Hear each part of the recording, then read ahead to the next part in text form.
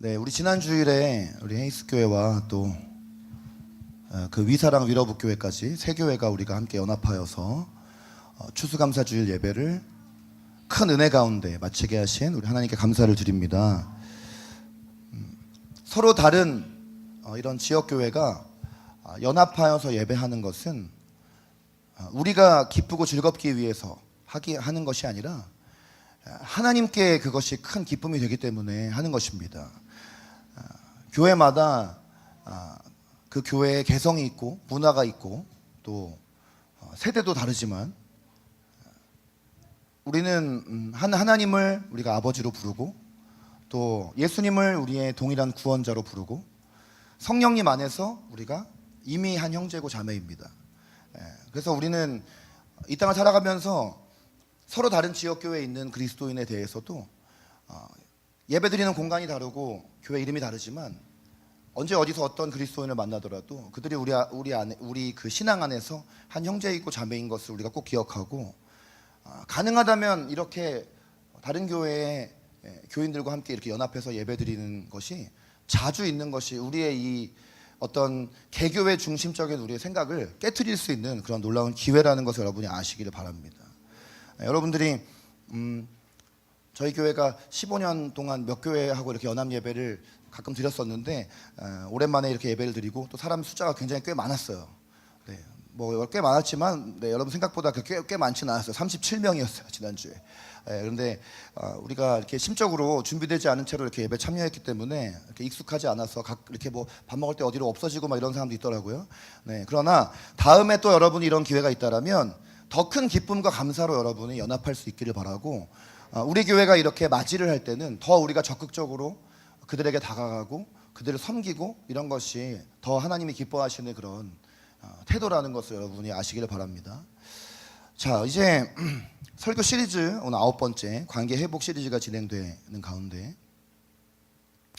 오늘 목회자와 관계 맺기라는 주제로 말씀 나누기를 소망합니다.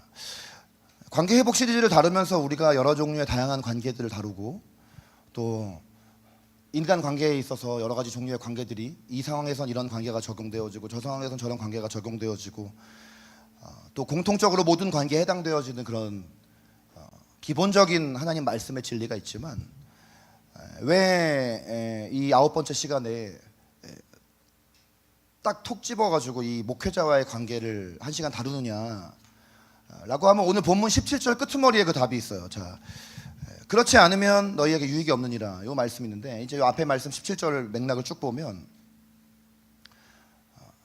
뒤에 이제 더 부차적인 설명을 하겠지만 여기 17절부터 19절에 나오는 17, 18, 19절에 이 세 절에 나오는 그 너희를 인도하는 자들은 누구냐면은 이제 오늘날로 치면은 이들은 목회자들입니다.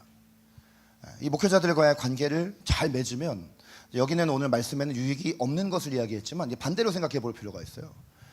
목회자와의 관계가 잘 맺어지면 우리에게 굉장히 큰 유익이 있습니다. 네, 이게 성경 말씀의 가르침이에요.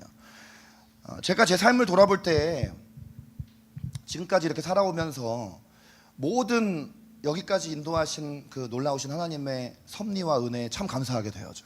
자, 이번 한 해도 여러분 벌써 추수감사주일 지났으니까 이제 올해가 한 달 반밖에 안 남았죠. 네, 여러분도 이제 나이가 하나씩 더 이렇게 올라가는데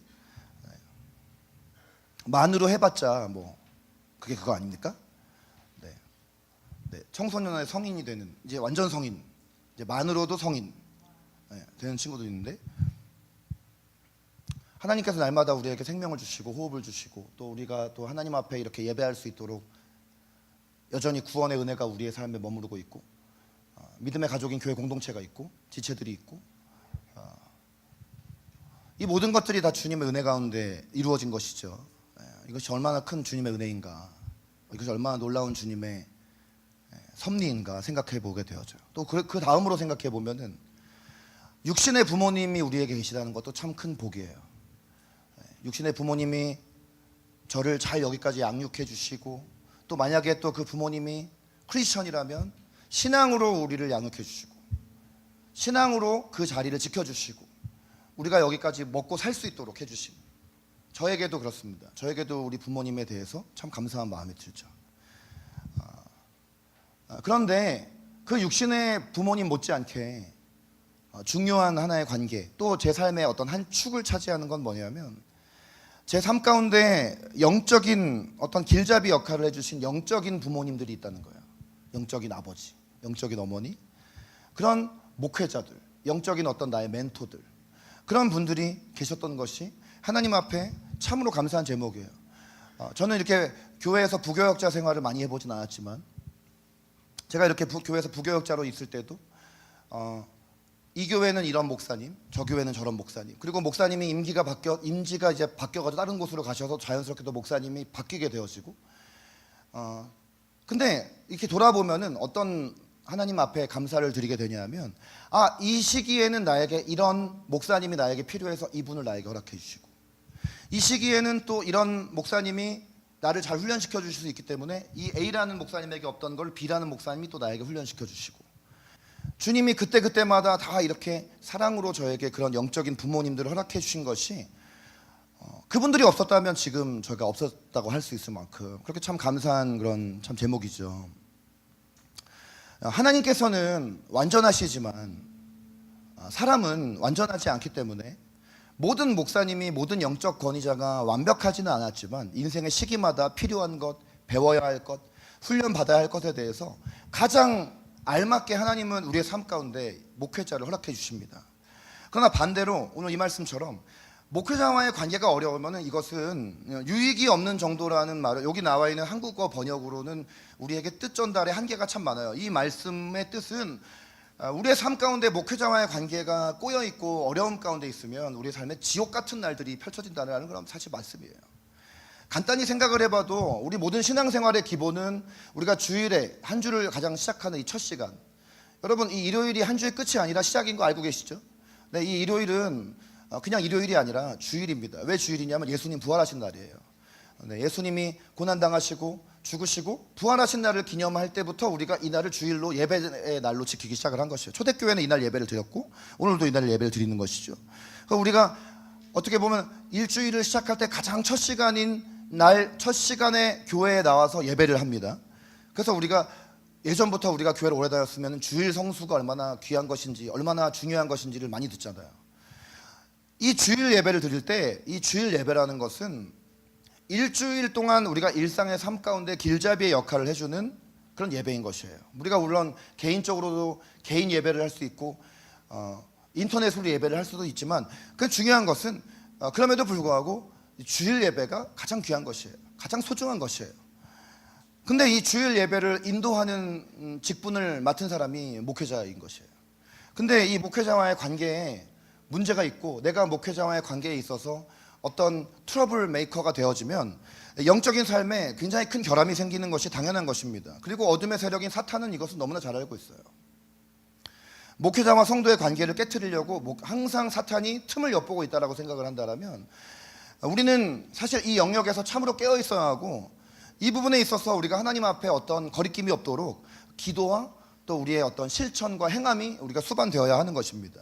이런 차원에서 감사한 것이 성경이 우리에게 어떻게 해야 할지를 잘 가르쳐주고 있다는 거예요. 오늘 우리가 히브리서 13, 17절부터 19절 읽었는데 이 본문인 히브리서는 이 신약 성경 중에서도 굉장히 깊이가 있는 책이라고 합니다. 왜 깊이가 있는 책이냐면 이 히브리서가 굉장히 예수 그리스도에 대해서, 예수 그리스도의 하나님 되심에 대해서 여러 가지 측면에서 예수 그리스도가 우월하시고 가장 뛰어난 분이신 것에 대해서 변증을 하고 있는 그런 책이기 때문이에요.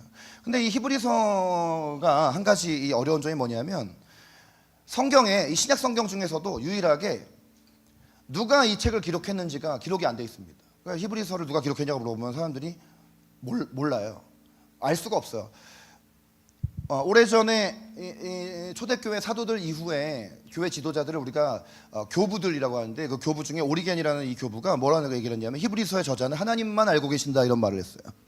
그러니까 히브리서를 아무리 읽어봐도 여기를 읽어보면 이거는 바울의 문체인 것 같고 여기를 읽어보면 또 바울의 문체가 아닌 것 같고 혼란스러운 것이죠. 그러니까 지금까지도 히브리서의 저자가 누구인지 많은 연구가 이루어졌음에도 불구하고 아직도 히브리서의 저자를 누구인지 몰라요. 그래서 히브리서의 여러 가지 배경들을 볼 때 추측해 볼 수 있는 몇 가지가 있는데, 이 히브리서 헬라어 원문의 제목은 프로스 에브라이우스라고 되어 있고 이게 히브리인들에게라는 뜻이에요. 히브리인들에게 쓴 책. 그러니까 이 히브리서는 약 한 AD 60년 정도 됐는데, 이때는 로마 황제인 네로가, 여러분 이 사람 네로이죠. 이 네로가 굉장히 이 기독교인들 박해가 아주 강했던 사람이에요. 로마에 대화재가 일어났는데 사실 자기가 사람들 시켜서 불질러 놓고 예수 믿는 사람한테 덮어 씌워가지고 그 사람들을 불러서 끔찍한 처형을 했던 그런 악독한 로마 황제 중에 한 명이죠. 근데 이 네로의 박해가 너무 심해지니까 많은 그 당시에 그리스도인들, 그 그리스도인들 중에서도 어떤 그리스도인들이냐면 유대교 신앙을 갖고 있던 그리스도인들. 여러분 유대교 신앙을 갖고 싶으세요? 유대교가 뭔지 알아야 신앙을 갖죠. 근데 유대교인들은 구약 성경만 믿는 거예요. 쉽게 말하면. 그러니까 구약 성경은 아직도 구원자인 메시아를 기다리고 있어요. 지금도 유대인들은 이미 우리에게 오신 메시아 예수님을 인정하지 않고 아직도 메시아를 기다리는 사람들이에요. 그래서 그 메시아를 기다리면서 그들이 절기 다 지키고 율법 다 지키고 그런 사람들이 유대인들인 것이에요. 예수님께서 이 땅에 오심으로 그 모든 제사와 율법과 이런 모든 것들이 예수님을 믿는 믿음 안으로 다 압축이 되었죠. 우리는 더 이상 막 철저하게 율법을 지키고 율법이 우리를 얽매어가는 그런 신앙 가운데 있는 것이 아니지 않습니까? 우리는 예수 그리스도로 말미암아 자유해진 것이죠. 그런데 이 당시에 아멘이시죠? 아주 유대교 신앙에 머물러 계세요, 여러분? 네, 근데 왜 이렇게 유대교에 있는 사람처럼 얼굴이 어두운지. 여러분, 근데 이 당시에 이 히브리인들 가운데 너무 로마 황제가 핍박을 하는 것도 사실 힘든데 같은 동족인 유대인들도 이들을 핍박하는 거예요. 유대인들에게도 핍박을 당하고 국가적으로도 핍박을 당하고 이러니까 이들이 마음 가운데 유혹이 되는 거죠. 어떤 유혹이 되냐면 다시 옛날에 유대교 신앙으로 돌아갈까? 유대교로 돌아가려는 그런 유혹이 있는 거예요. 그래서 이런 사람들에게 이 저자가 누구인지는 잘 모르겠지만 옛 신앙으로 돌아가서는 안 됩니다. 예전에 그 율법주의의 신앙으로 돌아가면 안 됩니다. 유대교의 신앙으로 돌아가면 안 됩니다. 그리고 그것을 권면하기 위해서는 무엇을 이들에게 선포해야 됐었냐면 이미 오신 구원자인 예수님이 얼마나 위대하신 분이시고 우월하신 분이신지를 얘기해야 했던 거예요. 구약 성경의 모든 제사법, 제도, 그리고 이 구약 성경에서 정말 가장 위대한 지도자라고 일컬어지는 모세, 이런 분보다도 예수님이 훨씬 더 위대하신 분이고 월등하신 분이고 우리의 구원자가 되기에 충분한 분이시다라는 것을 비교 설명을 하고 있어요. 1장부터 10장까지 이 설명을 하고 있는 거예요. 사람들이 이제 이 히브리서를 바울이 썼다고 주장하는 사람들의 의견은 뭐냐면, 보통 바울 서신이 어떤 구조로 되어 있냐면 앞부분은 한 3분의 2에서 한 4분의 3 정도가 다 복음을 설명하고 예수님에 대해서, 예수님이 우리의 구원자가 되시고 하나님이 되시는 것에 대해서 충분히 설명을 하고 있다가 마지막 끝에는 뭐가 꼭 단서가 붙냐면 예수님을 이렇게 구원자요 주님으로 믿는다면 너희의 삶은 이렇게 살아야 한다라고 실천으로 끝난단 말이죠. 근데 히브리서도 그렇게 끝나요. 그래서 사람들이 이걸 바울이 썼다라고 주장을 하는데 여기 히브리서 구조도 보면은 쭉 이렇게 예수님의 어떤 위대함과 우월성을 이야기하다가 11장부터 마지막 13장까지 가서 뭐라고 얘기하냐면 너희가 이런 대단한 위대한 예수님을 믿으며 살아가는 그리스도인이라면 신앙생활을 할 때 이렇게 해야 돼. 그러면서 어떤 이야기들을 하냐면 형제를 사랑하고 또 손님을 잘 대접하고 갇힌 자, 예수님을 믿다가 이렇게 감옥에 갇힌 사람들, 학대받고 있는 사람들, 이 사람들 늘 기억하고, 그리고 어떤 성적인 문란함이 이방 문화이지만 너희는 크리스천이기 때문에 성적인 순결을 잘 지키고 거룩하게 살고 정욕을 따라 살지 말고, 그리고 돈을 사랑하지 말고, 이런 것들을 쭉 얘기를 해요. 신앙생활에 굉장히 중요한 가치들을 이야기하는 것이죠. 자, 그런데 이 모든 신앙생활 지침과 인간관계 지침의 맨 끄트머리에 이제 마지막 인사하기 직전에 요 오늘 구절이 나오는 거예요. 전체 맥락상 언제 지금 이 구절이 나오는지 이해가 되시죠? 요 마지막 끝부분에 뭘 얘기하고 있냐면 교회 공동체 내의 영적인 질서와 공동체 안에서의 영적 리더십에 대한 태도가 어떤 것인가, 이걸 이야기하고 있는 거죠. 그 신앙생활에 있어서 목회자의 관계가 굉장히 중요한 것이에요. 그걸 얘기하는 것이에요. 이때가 사실 초대교회 시절이고 오늘날에는 우리가 교회 안에 교회가 어떻게 운영되어야 할지, 유지되어야 될지에 대해서 막 교단마다 교회마다 교회 정관도 있고 법도 있고 이렇지만, 이 당시에는 교회가 세워진 지가 얼마 안 됐기 때문에 이런 것에 대한 어떤 제도들이 없었기 때문에 막 교회마다 공동체마다 중구난방이 이루어지고 있었던 것이죠. 특히 가장 어렵고 혼란스러웠던 그런 교회인 고린도 교회 같은 경우는, 이 고린도 교회를 세운 분이 바울인데, 이 바울에 대해서 교인 중에 어떤 사람이 이 바울에 대해서 헛소문을 막 퍼뜨려 가지고, 이 바울이 자기들한테 복음을 전한 목적은 돈을 위해서 복음 전한 것이다, 그런 헛소문을 막 퍼뜨려 가지고 이 바울의 사도권을 막 흔들어 버리는 일들이, 사실 바울이 세운 중에서 고린도 교회는 가장 큰 교회에 속하는 심지어 교회였거든요. 그런 일들이 벌어지는 것이죠. 여러분, 근데 제가 딴 얘기 하나 할게요. 왜 또 오늘부터 앞자리부터 안 채워지 않습니까? 여러분, 우리가 새로운 성도가 교회에 오려면 저런 빈자리가 있으면 안 돼요. 오늘도 여기 앞자리에 막 아까 비어있던데 앞으로 이런 일이 다시는 없기를 축복합니다. 여러분 보세요. 고린도 교회에 바울을 이렇게 헛소문을 퍼뜨린 조롱한 어떤 아주 잘못된 인간이 있었다라는 거예요. 그러니까 이런 배경 하에서 오늘 이 말씀을 던진 거예요. 자, 오늘 이 본문은 두 가지 이야기를 하고 있어요. 자, 첫 번째는 이겁니다. 목회자가 어떤 역할을 하고 목회자는 어떤 마음가짐을 가져야 하는가.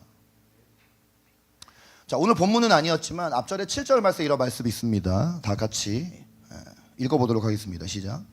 하나님의 말씀을 너희에게 일러주고 너희를 인도하던 자들을 생각하며 그들의 행실의 결말을 주의하여 보고 그들의 믿음을. 네, 하나님의 말씀을 너희에게 일러주고 너희를 인도하던 자들이라는 표현이 나오잖아요. 이게 목회자가 무슨 일을 하는 사람인지를 얘기해 주는 거예요. 그리고 13장 17절 오늘 본문에서는 이것도 다시 반복해서 말하기를, 너희를 인도하는 자들, 하나님의 말씀을 너희에게 인도해주고 너희를 인도하던 자들, 너희를 인도하는 자들, 같은 표현이죠. 목사는 어떤 사람이냐? 자, 여러분이 뭐 목사는 이런 사람이어야 돼, 저런 사람이어야 돼, 목회자는, 교역자는, 목사만 여기 목사라고 하지만 사실 전도사, 강도사, 목사, 선교사 뭐 다 같은 거죠. 뭐 우리나라에만 전도사가 있고 강도사가 있지 외국에는 그런 거 없습니다. 그냥 다 패스터예요, 영어로. 네, 그러니까 여러분들이 뭐 전도사는 뭐 목사가 되기 이전에 뭔가 어떤 준비하는 사람, 그것도 맞는 표현이지만 이미 전도사로 임명받으면 그건 이미 목사입니다. 그리고 목사님 사모도 없어요. 우리나라에만 전 세계에서 사모라는 직분이 있어요. 어디에도 전 세계에는 사모가 없어요. 사모도 목사라고 불러요.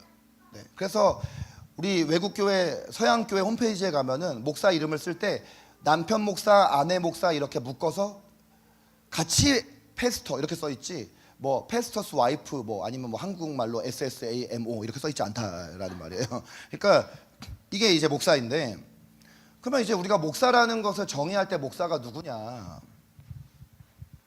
목사는 오늘 여기 말씀에 나와 있는 것처럼 하나님의 말씀인 성경을 전하는 사람입니다. 그러니까 목사를 우리가 평가할 때, 우리가 또 내가 만약에 목회자라면 내가 목회자로서 나 자신을 돌아보고 평가를 할 때 내가 어떤 사람이 되어야 하냐? 1순위가 이거예요. 성경의 전문가가 되어야 되는 거예요. 성경을 신앙의 기준으로 제시할 수 있어야 되는 거예요. 자, 여러분, 성경 말씀이 어떤 면에서 우리에게 어렵냐 하면 성경 본문의 상황과 우리 시대의 장소, 문화, 언어가 다르다는 거예요. 여러분, 성경이 히브리어, 헬라어로 되어 있잖아요. 아람어로 되어 있고. 그럼 이거를 우리가 한국말로 번역을 한단 말이죠. 근데 번역을 할 때는 항상 번역이 완전할 수가 없어요. 언어라는 것은 또 그 시대의 문화와 배경이 다 들어져 있기 때문에.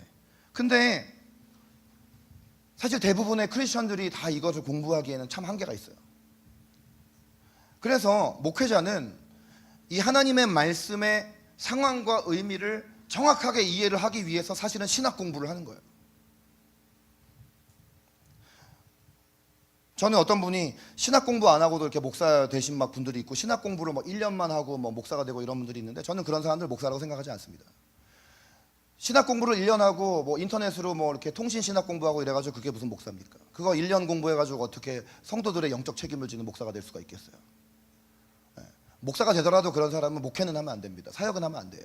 그런 교회 다니면 안 됩니다. 네. 최소한의 신학 공부를 해서 언어와 성경의 배경과 역사와 교회 역사와 이런 것들에 대해서 정통하고 있어야 되는 것이에요. 그래야 성경을 성도들한테 이렇게 일주일에 한 번 주일 예배 가운데 가르칠 때 그걸 잘 가르쳐서 여러분의 삶과 성경의 삶을 이렇게 연결시켜 줄 수가 있는 것이에요. 네. 그리고 오늘 이 히브리서 13장 17절 말씀에 보면 이 표현이 있는데, 그들은 너희 영혼을 위하여 경성하기를 자신들이 청산할 자인 것 같이 하느니라 이렇게 돼 있잖아요. 성경을 읽다 보면 여기 어려운 표현이 하나, 경성하다라는 게 이게 무슨 뜻일까? 경성. 이게 좀 어려운 표현. 경성이란 말이 뭐냐면 정신 차리도록 타이르고 깨우는 역할을 하는 것이 경성이에요. 그러니까 목회자는 성도들의 영혼을 위해서 하나님의 말씀을 기준으로 성도들을 정신 차리게 하는 거예요. 그리고 이걸 어떤 마음으로 하냐면 자신들이 청산할 자인 것 같이 하느니라. 이게 무슨 말이냐면 하나님 앞에 이 모든 것들에 대해서 내가 책임이 있습니다라는 태도로 하는 거예요. 교회에 목사도 있고 장로도 있고 권사, 집사, 성도, 청년, 청소년, 어린이가 다 있지만 목사가 되고자 하는 사람은 애초에 이거를 기쁨으로 감당하려고 하는 거예요. 뭐냐면 목사는 책임자예요. 그러니까 누가 노래하는 교회 공동체를 책임을 누가 질 거냐면은 누가 책임질 수가 없어요. 그러니까 목사가 책임지는 거예요. 그거를 감당하기 위해서 목회자의 길을 가는 거예요. 네. 근데 이 책임이라는 게 어떤 책임이면 영적 책임이에요. 설교 한 번 할 때도 이 설교 한 번을 일주일에 내가 우리 성도들의 삶을 내가 하나님 앞에 청산할 자인 것처럼 준비를 하고, 신방을 하고 상담을 할 때도 그렇게 하는 것이고, 권면을 할 때도 그렇게 하는 것이고, 위로를 할 때도 그렇게 하는 것이에요. 그리고 성도들을 양육할 때 내가 내 입맛에 맞는 사람으로 이 사람을 만들어가지고 나를 막 지지하게 만들고 막 뭐 어떤 나의 야망을 이루게 만들고 이게 아니라 예수님께서 바라시는 신자로서 양육을 해야 되는 것이에요. 만약에 목사가 교인들을 막 자기를 추종하게 만들어가지고 왕국을 세우면 이건 하나님의 왕국이 되는 것이 아니라 목사 왕국이 되는 것이죠. 그러니까 목사가 일어나라면 일어나고 엎드려 뻗치라면 엎드려 뻗치고 까라면 까고 이거는 잘못된 그거는 신앙인 것이에요. 그런 목사도 잘못됐고 그거에 따르는 성도도 잘못된 것입니다. 오히려 이런 사람은 예수님께 인정 못 받고 이런 목사는 이제 주님께 상을 받을 수가 없어요. 오히려 예수님께서는 목회자가 하나님 앞에서 어떤 잘못을 하면은 일반 성도들보다 더 큰 심판을 받는다고 성경이 여러 차례를 강조하고 있어요. 그거는 바로 이 말씀에 나와 있는 것처럼 이들이 지역교회 안에 성도들의 영적 책임자이기 때문에 그런 말씀을 하고 있는 것이에요. 자, 그런데 오늘 이 말씀은 두 번째 이것도 얘기합니다. 목사에 대해서 성도들이 어떤 태도와 어떤 마음가짐을 가져야 되는가, 어떻게 관계를 맺어야 되는가. 자, 13장 7절 아까 읽었죠. 자, 오늘 이 히브리서 13장 전체에서 목사와 관계 맺고 목사에 대해서 우리가 어떤 태도 가져야 되냐고 몇 가지로 이야기해요. 네 가지로 이야기해요. 첫 번째 이겁니다. 본받으라라고 이야기하고 있어요. 하나님의 말씀을 너희에게 일러주고 너희를 인도하던 자들을 생각하며 그들의 행실의 결말을 주의하여 보고 그들의 믿음을 본받으라 할 때 여기 나오는 이 중요한 단어들이 있는데, 여기 보면은 생각하며, 주의하여 보고, 이런 표현이 나오죠. 그죠? 보이시죠? 빨간 글씨 안 돼 있어도 보이시죠? 생각하며, 주의하여 보고. 여기 생각하며는 뭐냐면 기억을 더듬다, 회상하다 이런 뜻인데, 이게 무슨 말이냐면은 이 너희를 인도하던 자들인 목회자들을 평가를 할 때 어느 한 시점이 아니라 이 사람의 일생과 사역 전체를 보라 이 말이에요. 그러니까 이 사람이 한 어떤 말이나 행동이나 그거 하나만 탁 집어서 그거 보고 평가를 하는 것이 아니라 이 사람의 삶 전체를 보고 이 사람의 사역 전체를 보라는 거예요. 자, 주의하여 보고 하는데 이 주의하여 보고는 뭐냐면 다시 본다라는 뜻입니다. 재평가하다 이런 뜻이에요. 어떻게 일하면서 살았고 하나님께서 이 사람에게 어떻게 일하셨고 이거를 보라는 거예요. 자, 우리가 이제 이거는 좀 쉽게 설명을 하자면 지금 현재 목회자 말고 우리가 지나간 목회자를 생각해 보면은 그 목회자에 대해서 우리가 어떨 때는 오해를 하잖아요. 근데 그때는 내가 오해했지만 지금 이렇게 다시 평가를 해보니까 그 목회자가 이래서 이랬구나, 이런 주관, 영적인 주관 가운데 이렇게 했구나, 이거를 분명히 알 수가 있다는 것이죠. 이거를 가지고 잘 그 사람의 삶에 대해서 관찰을 한 다음에 그들의 믿음에 대해서 너희가 본받으라는 말은, 여러분 본받으라는 말은 쉬운 뜻이에요. 모방을 하라는 거예요. 쉽게 말하면 모방하라는 거예요. 그대로 하라는 거예요. 목사가, 목회자가, 지도자가 앞서 행하면 성도는 그거 보고 쫓아가라는 거예요. 목회자가 영적으로 분명한 방향성을 가지고 어떤 방향으로 하는데 아니요 저는 생각이 다릅니다 라고 해서 이렇게 튕겨나가지 말라는 거예요. 그렇게 가라는 거예요. 자, 두 번째, 순종하고 복종하라 이렇게 돼 있어요. 이거 참 어려운 일이죠. 요즘 같은 시대와 사회에서 어디서 순종과 복종을 전혀 가르치질 않아요. 성경은 자녀가 부모에게 순종하라, 아내가 남편에게 순종하라 했는데 다 지금 이것이 무슨 어떤 포스트 모던 가치관과 이 MZ 세대의 출현으로 말하면 이게 다 짬뽕 돼가지고 뭐 다 무너져 버렸어요. 권위가 무너졌어요. 그래서 중요한 건 뭐냐면 순종과 복종이라는 것은 어떤 권위자와 어떤 권세자를 향해서 하라는 것이죠. 근데 로마서 13장 1절에 보면은 위에 있는 모든 권세는 다 하나님께서 정하셨다라고 되어 있어요. 그러니까 권세를 거스르는 자는 하나님의 명을 거스르는 것이니 심판받을 것이다 되어 있어요. 이게 구약의 말씀이 아니에요, 여러분. 신약 성경의 말씀이에요. 모든 권세는 하나님이 다 세우신 것이다. 가정 안에서 부모의 권세, 남편과 아내 사이 남편의 권세, 그리고 사회에서 모든 세워놓은 제도들, 이 땅을 유지하기 위해 세워놓은 어떤 법과 질서들, 이것도 다 권세입니다. 그런데 여기 나오는 이 권세라는 말은 이 헬라어로 엑수시아라고 되어 있는데 이게 뭐냐면 어떤 위치로부터 나오는 권한이고 더 본질적인 어떤 의미는 뭐냐면 본질로부터 말미암다라는 뜻이 있어요. 그러니까 뭐냐면 권위라는 것이 누군가에게 부여되어지면 그 권위는 기본적으로 사람이 세운 게 아니라는 거예요. 우리가 왜 권위를 인정하지 않느냐? 누군가에 대해서. 야, 여기 저 유스들 잘 들어보세요. 전도사님도 여러분의 권위자잖아요. 사실 저보다 더 전도사 일차적 권위자잖아요. 그럼 전도사의 목회자의 권위가 어떤 사람은 생각할 때는 전도사님은 목사님보다 나이도 어리고 목사가 아니고 전도사고 뭐 이렇게 생각을 하는데 여러분 권위를 일단 부여받았으면 그거는 하나님이 세운 거지 사람이 세운 게 아닙니다. 목사님이 임명해서 전도사지 이런 생각도 잘못된 생각이에요. 여러분에게 오늘 소그룹 모임을 예를 들어 제가 청광수 목사님 오늘 남성셀 그룹 인도해 주세요 제가 부탁하잖아요. 그러면 뭐 천집사님은 목사님이 아닌데 이렇게 생각하면 안 됩니다. 그거는 목사가 위임했지만 목사가 임명을 한 게 아니라 주님이 그 자리에 세우신 거예요. 권세자에 대해서 사람이 세웠다고 생각하는 순간부터 우리가 잘못된 태도가 거기서 발생이 되어지는 거예요. 물론 예수님께서는 그런 말씀을 하세요. 마태복음 20장 25절부터 27절에 보면은 예수님의 제자들에게 무슨 부탁을 하시냐? 야 봐라, 저 이방인의 집권자들이 권세 받은 자들이 막 권세를 가지고 권세 아래에 있는 사람들을 막 억압하지 않냐? 근데 너희들은 그렇게 하면 안 돼. 권세를 받았다면 으뜸이 되고자 하면 섬기는 자가 되고자 해야 돼. 낮아져야만 해. 높아지고자 하려면 오히려 낮아져야만 돼. 높아지고자 하면 오히려 막 자존심 부리고 막 목소리 크게 하고 막 억압하고 이게 아니라 오히려 더 섬기는 자리에 가야 돼. 그러면서 예수님이 자기에 대해서 말씀하시죠. 인자가 온 것은 섬김을 받으려 함이 아니요. 눈 점점 감기죠, 그렇죠? 네, 섬기려 함이니 그랬잖아요. 옆에 있는 사람에게 섬기는 것이 권위 있는 것입니다. 섬기는 것이 권위 있는 것입니다. 섬기는 것이 권위 있는 것입니다. 내가 권위의 자리에서 권위가 있으려면 더 섬기면 되는 것이에요. 예. 섬김의 자리에 있으면 자연으로 권위가 생기는 거예요. 그리고 권위 아래에 있는 사람들은요, 잘 섬기는 사람이 있으면 그 사람에게 권위를 부여하고 그 권위 아래 들어가야 하는 것이에요.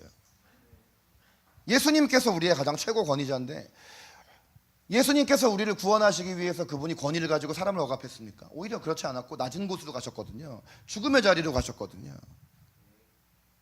이 권위 중에서도 이 영적 권위가 뭐냐면 영적 권위 아래에 있는 사람을 영적 책임을 주는 사람이고 말씀을 전하는 사람이란 말이죠. 남자든 여자든 나이가 많던 적던 하나님의 원칙인 것이에요. 그것이 하나님께서 세우신 영적인 질서인 것이에요. 그럼 이들에 대해서 우리가 어떻게 해야 된다고 됩니까? 순종하고 복종하라고 되어 있잖아요. 그렇죠? 그 사실 순종과 복종이란 단어가 똑같은 단어인 것 같은데 왜 이렇게 두 번 써놨느냐? 이게 다르다는 거거든요. 순종이라는 단어는 내가 이해가 되고 공감이 되어서 따르는 것을 말하는 것이지만 복종이라는 것은 더 넓은 의미가 있어요. 복종은 뭐냐면 이해가 안 돼도 따르는 것이에요.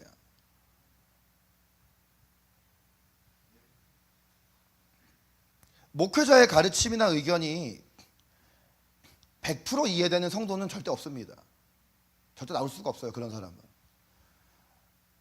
그리고 사실 목회자의 의견과 생각과 가르침을 100% 이해할 것 같으면은 양육하고 설교할 이유가 없어요.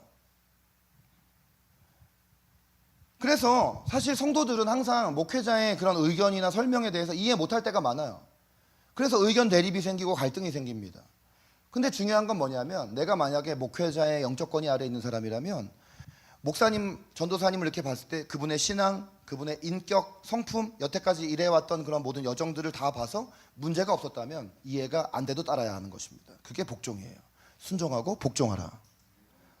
자, 첫 번째 본받으라 했고 두 번째는 순종하고 복종하라. 순종하고 복종하라. 순종하고 복종하라. 순종하고 복종하라. 남자건 여자건 나이가 많건 적건 하나님이 세우신 자라면 순종하고 복종하라. 세 번째 있습니다. 자, 요 빨간 글씨만 한번 읽어볼까요? 시작. 그들로 하여금 즐거워 이것을 하게 하고 근심으로 하게 하지 말라. 네, 아멘. 이거 길게 써놨지만 이거 어려운 표현이 아닌 게 배려하라 이런 말이에요. 배려하라. 뭐 오늘 이제 이게 전체 관계 회복 시리즈 짜놓은 주제니까 제가 오늘 이걸 설교하면 이건 내가 설교하면 안 되고 사실 외부에서 마치 오늘 하태현 목사한테 하태현 목사만 설교 부탁할 걸 올 줄 알았으면 아니면 다음 주에 우리 박용탁 목사님 설교하러 오시는데 부탁할 수도 없고 어차피 내가 이거 주제니까 오늘 설교를 하는데 사실 이거 아셔야 돼요. 목회자가 얼마나 바쁜지 여러분 아세요? 사회에서 일을 하고 학교 다니는 사람도 바쁘지만 목사가 한가하게 계속 앉아가지고 말씀 보고 기도만 하고 있는 것이 아니고 물론 그게 가장 중요한 직무이죠. 그런데 예배 준비하죠, 모임 인도하죠, 상담하죠, 신방하죠, 회의하죠, 행정일 처리하죠, 교육하죠. 또 그런 거를 하려면 또 그런 거 준비하죠, 공부해야 되죠. 능력의 한계가 너무 많아요. 큰 교회는 역할이 분담돼요. 목사, 부목사, 교육전도사, 교육목사, 신방전도사. 이런 몇십 명 모인 교회는 이거 목사가 혼자 다 해야 됩니다. 전도사, 목사 이렇게 우리 교회 전도사 있는 것도 엄청 감사한 일이에요. 이 정도 교회 규모의 전도사도 없어요. 어떤 대부분의 교회는. 그냥 말씀 연구하고 공부하고 기도할 시간이 늘 부족할 수밖에 없어요. 목회에 대해서 점검할 시간도 없고 보완할 시간도 없고 부족한 지식을 보충할 시간도 없어요. 그리고 이상한 거는 어떤 성도들은 목사님이 어디 세미나 가고 기도원 가고 이런 거를 별로 안 좋아해요. 근데 그거는 생각이 굉장히 짧은 생각인 게 결국 목사님이 그런 곳에 가서 잘 배워가지고 오면은 성도들은 그 목사님이 배우고 영적으로 충만한 것들의 영향을 바로 예배에서 받게 되어져 있거든요. 그러니까 오히려 기도해주고 지원해주고 그래야 되는데 생각이 굉장히 짧은 것이죠. 목사님이 어디로 외부 사역을 가면 왜 우리 교회 목회를 안 하시고 외부 사역을 가는가? 여러분 외부 사역을 가서 외부 사역 가운데서 그쪽 성도들한테 존중받고 인정받으면 지역 교회도 함께 그 가치가 올라가는 것입니다. 이런 생각을 못하는 것이죠. 오히려 그럴 때 목회자의 성도들은 함께 기도하면 함께 동력을 하는 것이 되는 것입니다. 어떤 사역에 있어서 함께 주님의 상을 받는 것이에요. 그럴 때 목회자에게는 즐거움으로 사역을 감당할 수 있게 되어지는 것입니다. 근데 근심거리가 되면 목회자가 근심으로 주일 예배에 임한다고 생각해 보세요. 목회자가 마음 가운데 상처로 깨어진 마음을 가지고 앞에 선다고 생각을 해보세요. 그거는 굉장히 우리에게 유익이 돌아오지 않는 그런 일인 것이죠. 자, 그리고 마지막 아주 가장 중요한 것인데 18절, 19절 보면 우리를 위하여 기도하라 그랬어요. 내가 더 속히 너희에게 돌아가기 위하여 너희가 기도하기를 더 원하노라. 이 히브리서 기자가 누군지는 모르지만 바울도 이런 표현을 많이 썼는데 내가 더 속히 너희에게 돌아가기 위하여. 바울이 이런 표현 쓸 때 보통 바울은 어떨 때 이런 표현 썼냐면 감옥에 갇혀 있을 때 이랬거든요. 그러니까 이 히브리서 기자가 지금 복음 전하다가 뭔가 큰 고난을 당하고 지금 그 감옥에 갇혀 있거나 아니면 유배를 가 있거나 어떤 핍박 가운데 있거나 이런 것 같아요. 목회자를 위해서 여러분 기도하는 것은 앞에 첫 번째, 두 번째, 세 번째보다 가장 더 중요한 것입니다. 왜냐? 자, 노래하는 교회를 사탄은 좋아할까요? 싫어하겠죠? 이 노래하는 교회가 하나님께서 기뻐하시는 사역을 하려고 하면 할수록 더 싫어하겠죠? 더 큰 어려움들도 있을 수도 있겠죠? 이걸 또 말씀을 또 오해해서 들으면 안 돼요. 하나님의 일을 한다고 더 큰 어려움이 올 것이다 라고 말하는, 법칙적으로 말하는 것이 아니라 그럴 수 있다라는 것이에요. 여러분 막 살아도 어려움이 오고 하나님 뜻대로 살아도 어려움이 옵니다. 네, 근데 막 살아서 어려움 당하면 그거는 거기에 합당한 심판이 오는 것이고 하나님 뜻대로 살다가 어려움이 오는 것은 주님께 상급을 쌓는 일이죠. 네, 그런데 중요한 건 뭐냐면 교회가 주님의 뜻대로 서려고 하면 할수록 사탄에게 이게 위협이 되고 사탄에게 블랙리스트가 될 것인데 그러면 누구를 가장 먼저 건드릴까요? 여러분 중에 여러분 한 명 한 명이 물론 다 귀하지만 사탄이 교회를 무너뜨릴 때는 담임 목사부터 무너뜨리는 거예요.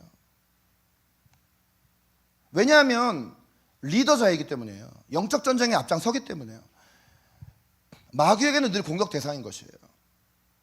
목사, 전도사, 강도사 이런 교역자들을 마귀는 무너뜨리려고 하는 것이에요. 여러분 그거 아세요? 이런 생각을 해봐야 되는데 참 요즘에 이렇게 매스컴에서 이제 목회자들에 대한 이렇게 잘못된 윤리적인 도덕적인 문제들이 이렇게 뉴스 나오잖아요.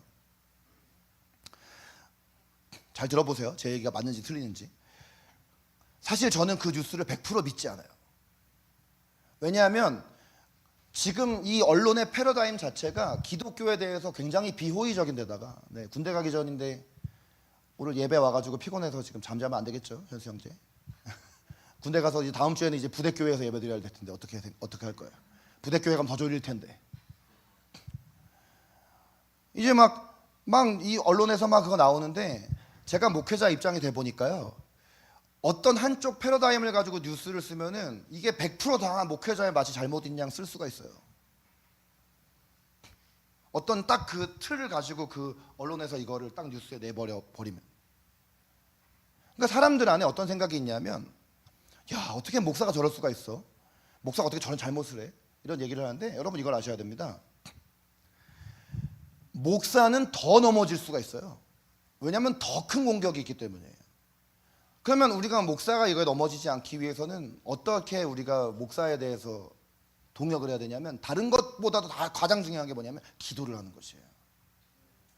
뭐 목사님한테 뭐 어떤 걸 잘해 드릴까, 뭐 어떻게 할까, 이거가 다 중요한 1순위가 아니라 1순위는 그를 위해서 기도의 우선순위를 두고 기도를 하는 것이에요. 네. 미국의 샌프란시스코에 가면은 미국 샌프란시스코에 1969년부터 생긴 사탄교회가 있어요. 그 샌프란시스코에 있는 사탄교회를 세운 사람이 안톤 라벨이라는 사람인데 여러분 얼굴을 보세요. 벌써 어둠의 그림자가 있죠. 지금도 있어요. 지금도. 저 안톤 라벨은 이미 죽었지만 여전히 저 추종자들이 저 교회에서 사탄에게 예배를 드리는데 기도를 열심히 합니다. 사탄교회 교인들이. 사탄에게. 뭘 기도하겠습니까? 사탄이 바라는 거를 기도를 해요.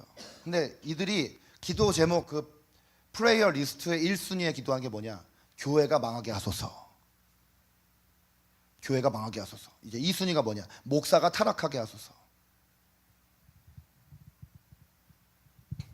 최근에 CBS 새롭게 하소서에 아주 그 요즘에 유명한 찬양 사역자 목사님이 이렇게 나왔어요. 뭐 여러분도 아실 수도 있어요. 여자 목사님이에요. 아주 유명한 분이에요. 우땡땡 목사님 나왔어요.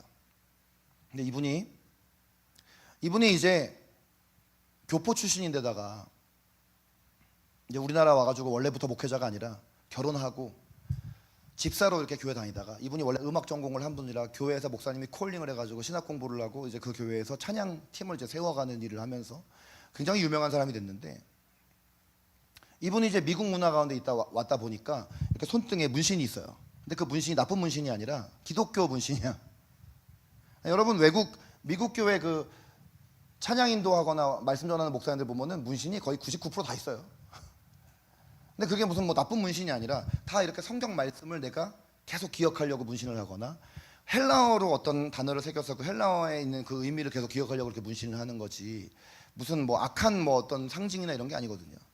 근데 이제 우리나라 이 한국 문화는 이제 문신에 대해서 뭔가 정죄하는 문화가 있잖아요. 뭐 성경적인 근거도 정확하지도 않으면서. 그리고 이제 막 이분이 음악 전공했고 이러니까 교회에서 찬양을 할 때 사람들이 이렇게 찬송가, 옛날 찬송가 같은 거 젊은 사람들 잘 안 부르잖아요.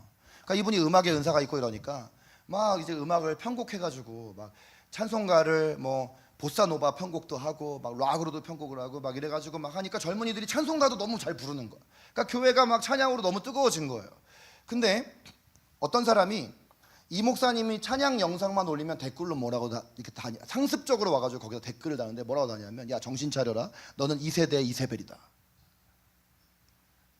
정신 빨리 차려라. 너는 2세대의 진짜 너는 사탄의 종이다. 이거를 이분이 영상만 올리면 거기다가 댓글을 계속 다는 거예요.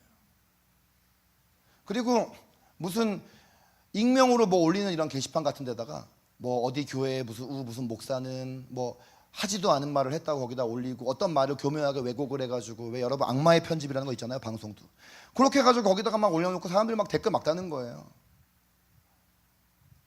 여러분 이거를 제가 들으면서 제 얘기가 아니지만 너무 같이 막 마음이 아픈 거예요. 아니 이분이, 그리고 이분이 또 딱 봐도 막 30대 초반 같이 보이는데 사실은 제 나이 또래거든요. 나이도 어리지도 않아요.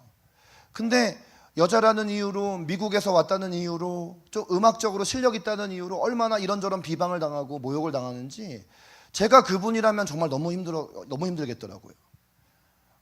근데 여러분 이게 남의 이야기가 아닌 것이, 목회자라는 사람은 늘 사람들의 평가와 오해와 비방에 오르내리는 것이 목회자예요.